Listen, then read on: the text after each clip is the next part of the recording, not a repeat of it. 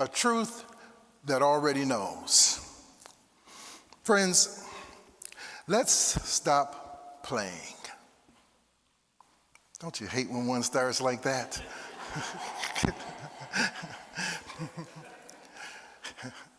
Let's stop playing. We've been taught to think that faith is something we chase, something we pray hard enough to get. We've been told we have to earn it, deserve it, or be holy enough for it. But here's the truth. Faith isn't something outside of you trying to reach you. It's something inside of you trying to move through you. We don't have a faith problem.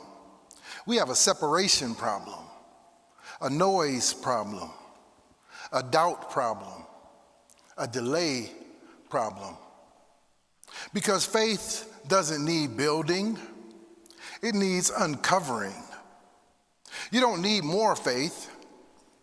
You need less interference, less pretending, less fear, less looking for signs you've already received. That fear that's sometimes in your gut, that shame you sometimes carry, the second guessing every time you feel a push. That's not God telling you wait. That's your conditioning telling you play it safe. Let's make it plain. Faith isn't about waiting for certainty. It's about moving with clarity. If you look deep down inside yourself, you already know what's yours. You already know what's next. But you've been trained to second guess your knowing until it sounds like permission. And let's be honest, people don't lose faith. You can't lose faith. They lose sight of it. They lose awareness of the power they carry. They don't stop believing in God. They stop believing God could be speaking from within them. They say, I'll move when I'm sure. I'll heal when I'm blessed. I'll give when it feels safe. I'll speak when it's the right time. But faith doesn't ask for a sign. It is the sign. Let me show you what it looks like in real time. You get a call. Suddenly, the job's gone. The diagnosis is in. The relationship ends. Whatever it is. And in that moment, you have a choice. Collapse into the facts you heard over the phone, or rise into the truth that's always in you. Let me show you what I mean. A single father, 2 kids, no job, eviction notice on the door. He's got $18 to his name and a 2001 sedan with a failing transmission. He applies for every job, nothing. Then one night, he gets steel. Not desperate, steel. And a voice within him says, you weren't made for survival. You were made for movement. That next day, he gets up, he puts on his best clothes. He prints out 10 resumes and walks, not drives, walks into the tallest building downtown. They laugh at him. They send him away. But on the 7th floor, he meets a man who says, we've been trying to fill a position for weeks. You walked in at the right time. At the end of the week, he has a job. By the end of the month, he has an apartment. And get this, the miracle wasn't in the offer. The miracle was in his walk. Because faith, the law of faith isn't coming. It never left. It's the yes that came before the world said yes. It's the move that came before the way was clear. It's the knowing that moves even when the outcome isn't guaranteed. But, let's look at a moment in time where faith changed everything. This story in the book of 1 Samuel chapter 17 isn't just a story. It's a war zone. The Israelite army is frozen. Every trained soldier refuses to move. For 40 days, Goliath walks out and dares anyone to come forward. And for 40 days, not one person steps out. Why? Because Goliath isn't just a man. He's a mountain of fear, 9 feet tall, armor like iron, a voice like thunder, weaponry that kills, and his words sharp enough to cut through courage. But then, into the fear walks David, not a warrior, not a general, not even a man by standards of battle, a boy carrying cheese and bread for his brother, sent by his father to check on the fight. But when he arrives, no fight is to be found, just fear disguised as waiting. At that moment, he doesn't just face Goliath, he faces something much worse. The realization that no one else is coming. No one else is stepping up. No one else is claiming this moment. No one else believes they can win. So he steps forward, not because he feels strong, but because he refuses to let fear speak for him. He doesn't wear the king's armor. It doesn't fit. He doesn't carry a sword. He's never held one. He picks up 5 smooth stones, not out of bravado, but because that's all he had. And when he slings the first stone, the giant falls. This is what faith looks like without a backup plan. But don't get it twisted. This wasn't symbolic. If David missed, he's dead. If that sling failed, he's done for. There's no applause waiting for him. No Bible story outcome guaranteed. And here's the deeper truth. David stepped into the valley, not hoping, knowing. Not knowing he'll win, knowing who he is. And Goliath isn't ancient. Goliath is right now. He's the diagnosis, the foreclosure, the panic attack at 3 a.m., the fear that this time you won't make it back through it. And like David, there's no more waiting. There's no one else coming. So the question is, what is your Goliath? What is your sling? What is your stone? What is your biggest fear? Because you're not determined by what's confronting you. What's confronting you is determined by who you are and what you carry within. You are more than a conqueror. You are greater than a 9-foot bully. You are the spirit in motion, the very source of healing, life, love, peace, and abundance. All that you are, God is. And you're not standing alone before your Goliath, because like David, that sling in your hand, faith. That stone in your palm, faith. That breath in your chest, faith. And nothing in this moment for you is small. It's sacred. And if you move with it, if you throw or sling what you've been given, your giants, your diagnosis, your money problems, your relationship woes, your lack of self-worth, the biggest fear you have will fall.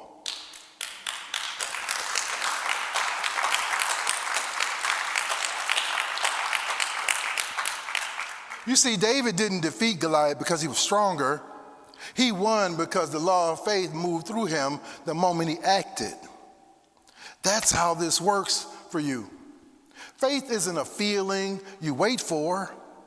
It's not a pep talk, a mantra, a magic wand, or wishful thinking. Faith is a law, and the law doesn't wait, it works. This same law that knocked down Goliath is alive in you. It's what moves the mountain. It's what opens the door no one else could open. It's what silences the voice that told you this is impossible. And here's the key. The law doesn't respond to crisis. It responds to consciousness. It doesn't move when you hold back. It moves when you step forward. It creates the conditions by daring to move first. And the moment you act from who you are, not from what you fear, everything shifts. Friends, you don't bring faith to the battle. You bring faith as the battle.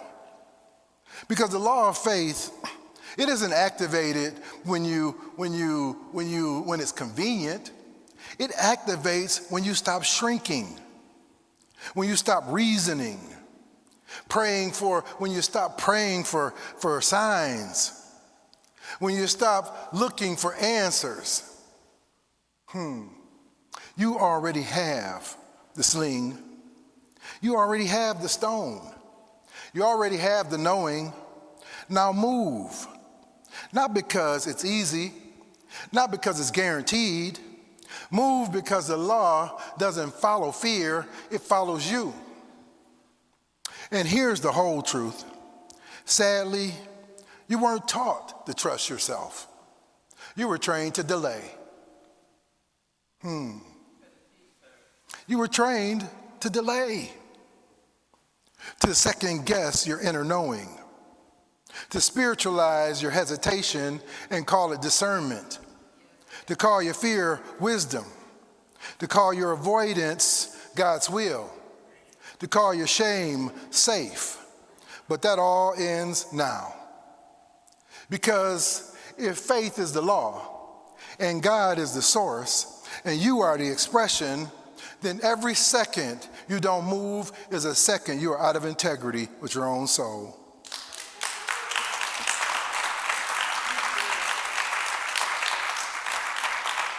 So here's the line in the sand. No more waiting for the world to believe in you. No more asking fear for permission. No more letting your false self run the show. You were born with the law of faith etched in your being. You're not becoming it, you are it.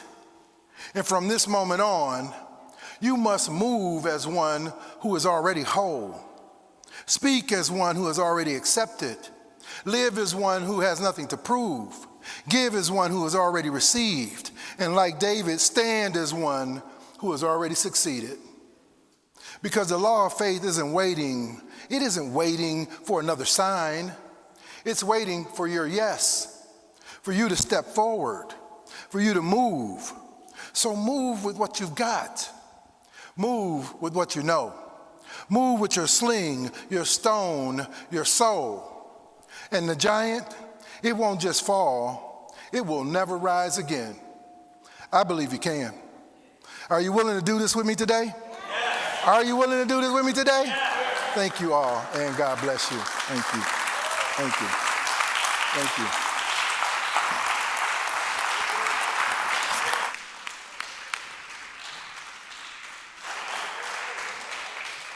Reverend James, thank you so much. It's a lot to take in. Now let's welcome back Bruce Henry and the Peter Polzak Quartet.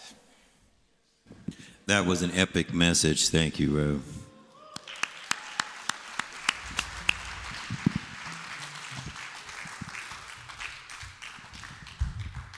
There's not a whole lot of message in this song right here we're about to do, but I hope you enjoy it. It's a fun song. We can have fun, can't we? Can we have fun? I got got a song, ain't got no melody. I'm gonna sing it to my friends. I got a song, I ain't got no melody. I'm gonna sing it to my friends. Will it go round in circles? Will it fly high like a bird up in the sky? Will it go round in circles, y'all? Will it fly high like a bird up in the sky? Hey, I got a song, I ain't got no morals. Gonna let the bad guy win every once in a while. Hey, I got a song, ain't got no morals. Bad guys will win every once in a while. Say, will it go round in circles? Yeah. Will it fly high like a bird up in the sky? Oh, will it go round in circles? Yeah. Will it fly high like a bird up in the sky? Come on, man.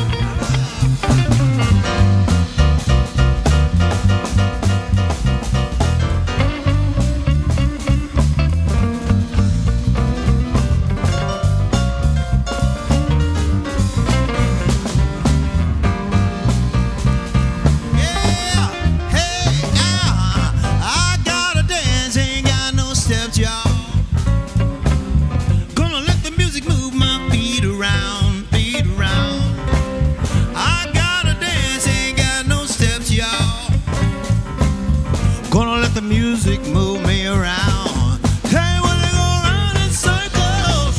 Hey, girl. Will it fly high like a bird up in the sky? Oh, say, will it go round in circles? Yeah, yeah, say, will it fly high like a bird up in the sky? One time, y'all, like this, come on. Will it go round in circles? Hey, will it fly high like a bird up in the sky? Circles. Oh, will it fly high like a bird up in the sky, y'all? Ow, ow, ow, ow, ow, ow.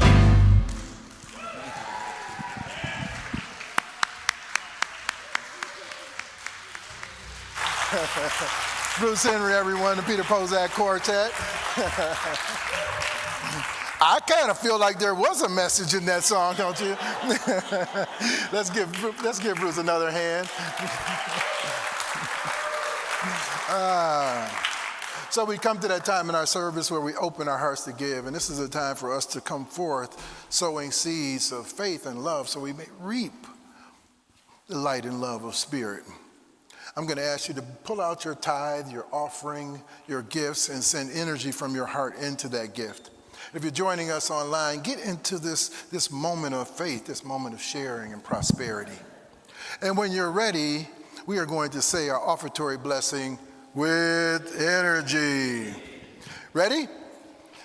Divine love, richly flowing through me, blesses and multiplies all that I am, all that I have, all that I give, and all that I receive. I am grateful for the blessings of this day. I am grateful for the blessings on the way. And so it is.